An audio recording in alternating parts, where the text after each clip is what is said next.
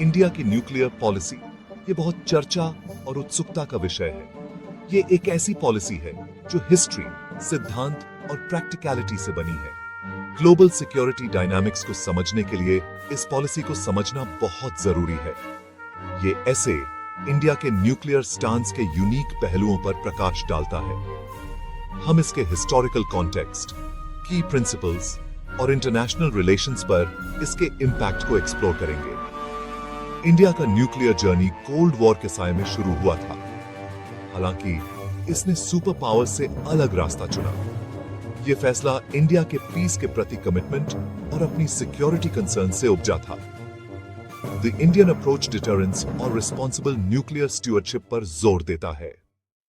India का nuclear programme आजादी के बाद के शुरुआती दौर से चला आ रहा है। उस समय देश को अपनी सुरक्षा और ऊर्जा जरूरतों के लिए एक मजबूत और आत्मनिर्भर प्रणाली की आवश्यकता थी। होमी भाभा जैसे दूरदर्शी लोगों के नेतृत्व में देश के वैज्ञानिक समुदाय ने एटॉमिक एनर्जी की क्षमता को पहचाना। उन्होंने इस दिशा में कई महत्वपूर्ण कदम उठाए और भारत को एक मजबूत वैज्ञानिक आधार प्रदान किया। 1974 में इंडिया ने अपना पहला न्यूक्लियर टेस्ट किया। इसे पीसफुल न्यूक्लियर एक्सप्लोजन कहा। इस परीक्षण ने भारत को एक नई पहचान दी और उसकी वैज्ञानिक क्षमता को दुनिया के सामने रखा। इस घटना ने पूरी दुनिया में हलचल मचा दी। अंतर्राष्ट्रीय समुदाय ने इस पर तीखी प्रतिक्रियाएं दी और भारत के इरादों पर सवाल उठाए।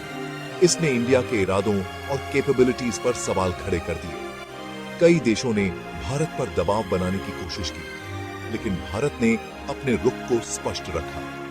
इंटरनेशनल प्रेशर का सामना करने के बावजूद इंडिया पीसफुल पर्पसेस के लिए न्यूक्लियर टेक्नोलॉजी का इस्तेमाल करने के अपने कमिटमेंट पर कायम रहा। भारत ने हमेशा कहा कि उसका उद्देश्य शांतिपूर्ण और विकासात्मक है। सरकार ने लगातार कहा कि उसका न्यूक्लियर प्रोग्राम उसकी अपनी सिक्योरिटी के लिए है। यह देश की संप्रभुता और सुरक्षा के लिए आवश्यक है। इंडिया के कॉम्प्लेक्स जियोपॉलिटिकल एनवायरनमेंट को देखते हुए ये स्टांस खास तौर पर रेलेवेंट था।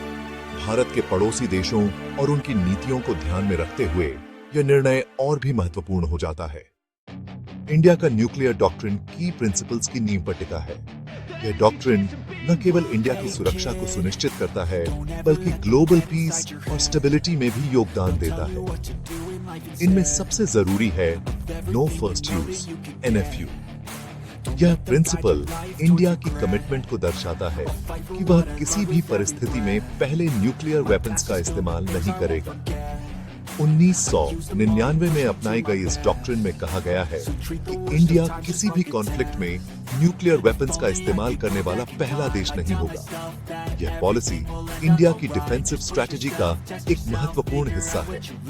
यह कमिटमेंट पीस के प्रति इंडिया के समर्पण और एक रिस्पॉन्सिबल न्यूक्लियर पावर के रूप में उसकी भूमिका को रेखांकित करता है। इंडिया ने हमेशा से ही ग्लोबल पीस और हार्मनी को प्राथमिकता दी है। इंडिया की पॉलिसी की एक और बुनियाद है क्रेडिबल मिनिमम डिटरेंस। ये प्रिंसिपल सुनिश्चित करता है कि इंडिया के पास एक सफिशिएंट और इफेक्टिव न्यूक्लियर आर्सेनल हो जो किसी भी पोटेंशियल थ्रेट को रोक सके।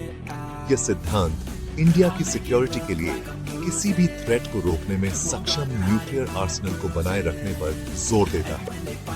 यह पॉलिसी इंडिया की डिफेंसिव पोस्चर को मजबूत करती है। यह रिस्पॉन्सिबल न्यूक्लियर स्टुअर्डशिप के महत्व को भी रेखांकित करता है। इंडिया ने हमेशा से ही अपने न्यूक्लियर एसेट्स की सुरक्षा और मैनेजमेंट को प्राथमिकता दी है। इसमें स्ट्रिंजेंट सेफ्टी प्रोटोकॉल्स और नॉन प्रोलिफरेशन के प्रति कमिटमेंट शामिल है। इंडिया ने इंटरनेशनल कम्युनिटी के साथ मिलकर न्यूक्लियर नॉन प्रोलिफरेशन को बढ़ावा देने के लिए कई इनिशिएटिव्स लिए हैं। इंडिया की न्यूक्लियर पॉलिसी ने ग्लोबल न्यूक्लियर पॉलिटिक्स को काफी हद तक प्रभावित किया है। इसके निर्णय और नीतियों ने अंतर्राष्ट्रीय स्तर पर कई देशों की रणनीतियों को प्रभावित किया है, जिससे वैश्विक सुरक्षा परिदृश्य में महत्वपूर्ण बदलाव आए हैं। 1998 में न्यूक्लियर टेस्ट करने के इसके फैसले से इंटरनेशनल नॉन प्रोलिफरेशन रेजीम में बदलाव आया। इस परीक्षण ने न केवल भारत की सैन्य क्षमताओं को प्रदर्शित किया, बल्कि वैश्विक परमाणु संतुलन को भी प्रभावित किया। इसने 21वीं सदी में न्यूक्लियर वेपन्स की भूमिका पर भी बहस छेड़ दी। विशेषज्ञों और नीति निर्माताओं के बीच यह चर्चा का एक प्रमुख विषय बन गया कि कैसे परमाणु हथियारों का उपयोग और उनका नियंत्रण किया जाना चाहिए। हालांकि एनएफयू पर इंडिया के दृढ़ रुख का कई देशों ने स्वागत किया। भारत की नो फर्स्ट यूज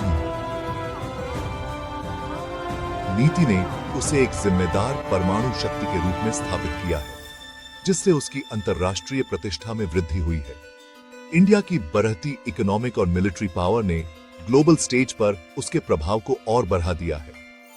उसकी आर्थिक प्रगति और सैन्य शक्ति ने उसे एक प्रमुख वैश्विक खिलाड़ी बना दिया है, जिससे उसकी आवाज अंतर्राष्ट्रीय मंचों पर और भी मजबूत हो गई है। रीजनल और ग्लोबल सिक्योरिटी कैलकुलेशंस में उसकी न्यूक्लियर कैपेबिलिटीज को अब एक की फैक्टर के रूप में स्वीकार किया जाता है। भारत की परमाणु क्षमताओं ने क्षेत्रीय सुरक्षा समीकरणों को भी प्रभावित किया है, जिससे उसके पड़ोसी देशों की नीतियों में भी बदलाव आया है। डिसआर्मामेंट और नॉन प्रोलिफरेशन के लिए इंडिया की निरंतर वकालत ने उसे इंटरनेशनल कम्युनिटी में सम्मान दिलाया है। उसकी प्रतिबद्धता ने उसे एक विश्वसनीय और जिम्मेदार परमाणु शक्ति के रूप में स्थापित किया है, जिससे उसे कई अंतर्राष्ट्रीय पुरस्कार और सम्मान प्राप्त हुए हैं।